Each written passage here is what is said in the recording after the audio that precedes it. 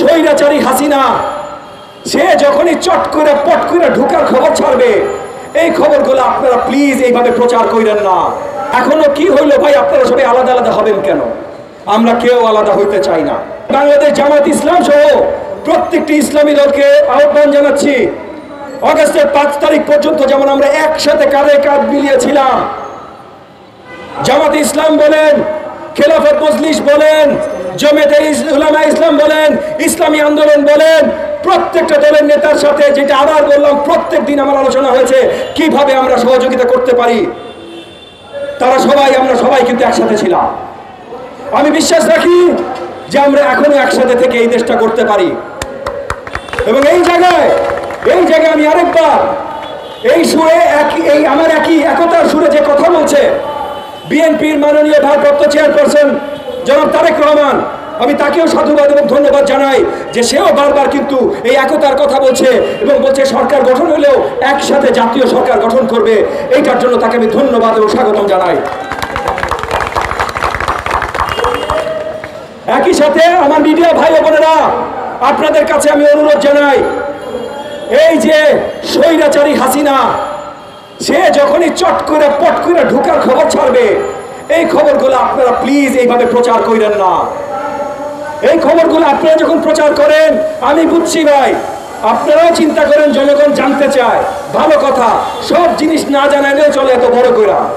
কারণ আপনারা যখন এগুলো প্রচার করেন তখন এই যে তাদের দোসররা সাহস পাওয়া যায়, যেই সাহসে কালকে গার্মেন্টসের আন্দোলন হয়েছে, যেই সাহস পাওয়ার পর কালকে যমুনায় আন্দোলন হয়েছে, এই সাহস পাওয়া যায়।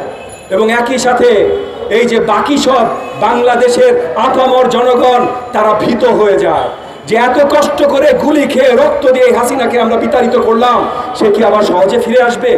তো আপনাদের প্রতি আমি অনুরোধ জানাই, আপনারা এইগুলা প্রচার করেন না।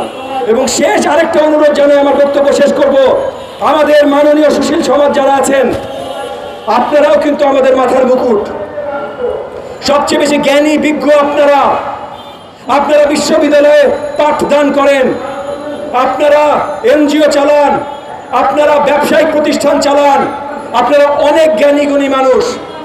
এই জ্ঞান, আপনাদের যে জ্ঞান আল্লাহ তাআলা দিয়েছেন, সেইটা দেশের জনগণের জন্য ব্যবহার করেন।